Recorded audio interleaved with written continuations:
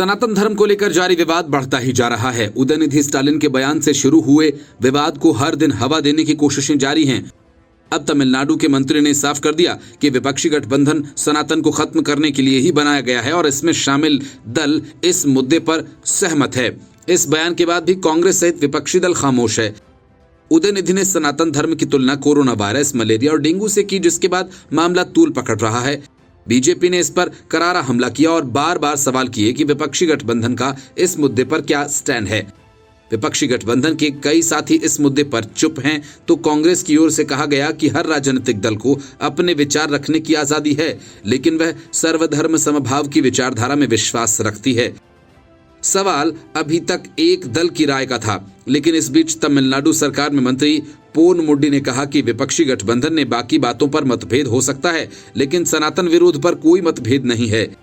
इस बयान के बाद बीजेपी को विपक्ष पर हमला बोलने का एक और मौका मिल गया। जिस तरीके से नेताओं के बयान सामने आ रहे हैं, उसके बाद ये तय है कि 2024 के चुनाव में ये मुद्दा बनेगा।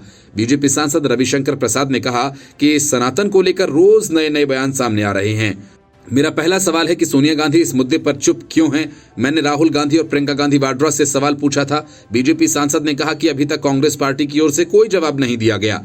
उन्होंने कहा कि डीएम के शिक्षा मंत्री कहा है कि विपक्ष का गठबंधन सनातन समाप्त करने के लिए बनाया गया। केंद्रीय मंत्री गजेंद्र सिंह शेखावत ने कहा कि जो सनातन धर्म की तरफ आंख उठाकर देखेगा, उसकी आंखें निकाल देंगे। पोन मुड्डी ने विपक्षी गठबंधन को सनातन विरोधी बताते हुए कहा कि इसका गठन ही समानता, अल्पसंख्यकों की सुरक्षा और लोगों के अधिकारों की रक्षा के लिए हुआ है।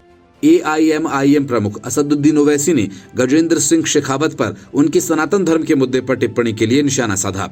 पूर्व केंद्रीय मंत्री ए राजा ने कहा, तमिलनाडु के मंत्री उदयनिधि स्टालिन की टिप्पणी काफी मामूली थी और उन्होंने केवल ये कहा था कि सनातन धर्म को डेंगू और मलेरिया की तरह खत्म किया जाना चाहिए, जिसमें कोई सामाजिक कलंक नहीं। जहां तक हमारा सवाल है, सनातन को एचआईवी और कुष्ठ रोग की तरह माना जाना चाहिए, जिस पर सामाजिक कलंक था। इस विवाद पर प्रधानमंत्री नरेंद्र मोदी ने मंत्रियों से सही तरीके से जवाब देने को कहा।